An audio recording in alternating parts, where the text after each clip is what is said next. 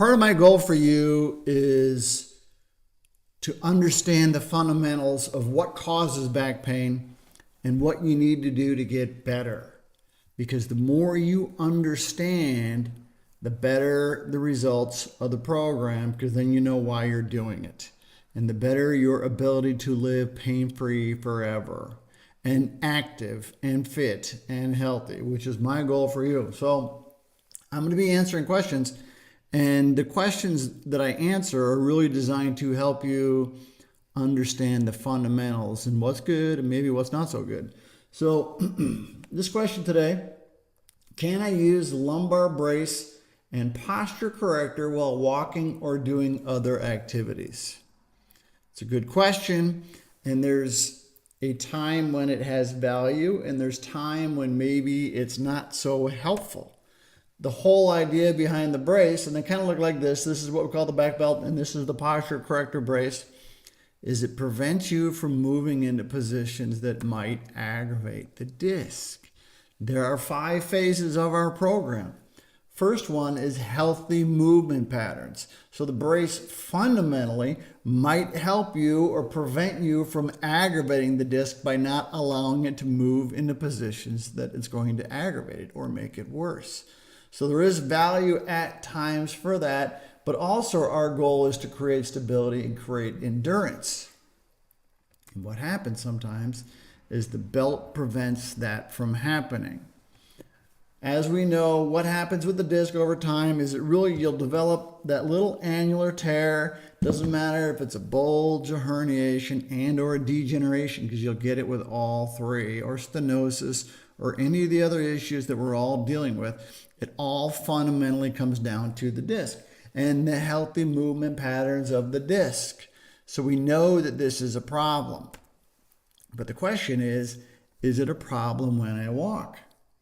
Because when the whole goal of walking is to start to reactivate the muscles and get the muscles in balance and getting them working front to back, side to side. It's very therapeutic to walk.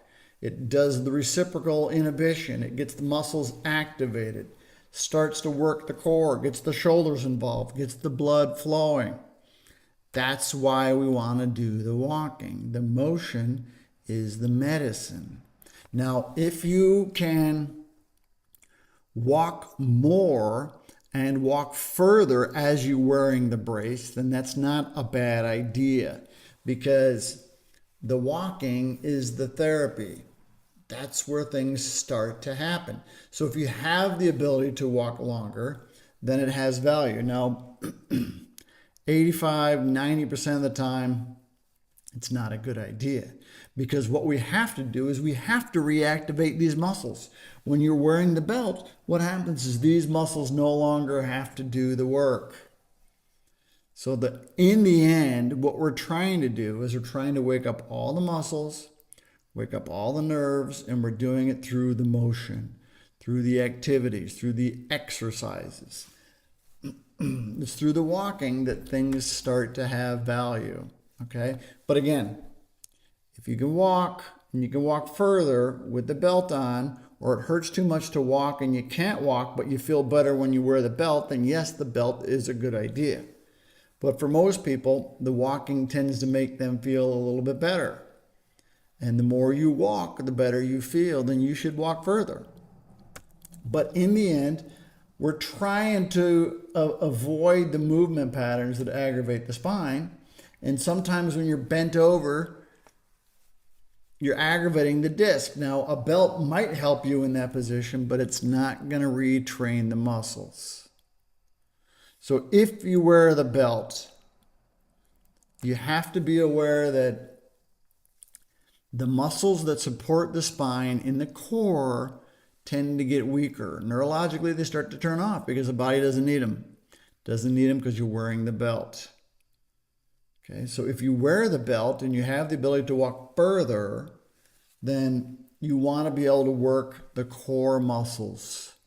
Okay, the whole idea behind this program is as you feel better, the goal is to reactivate the muscles. The more exercise you can do to reactivate the muscles because you have less pain, the better.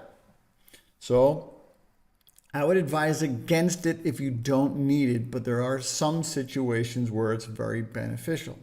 But you have to reactivate all the muscles.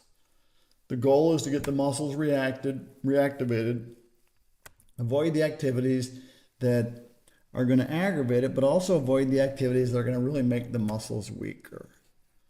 Okay, because in the end, we're looking for endurance, stability, and mobility.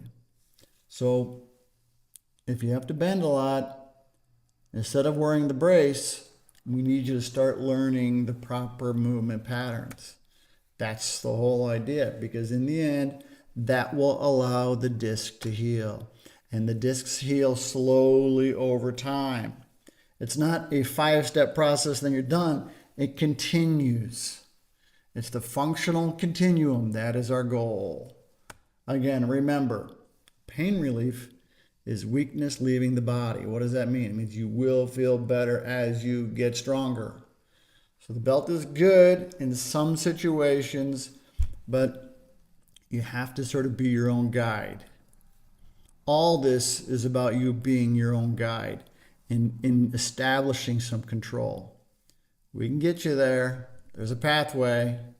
Stay on the path. You'll get better.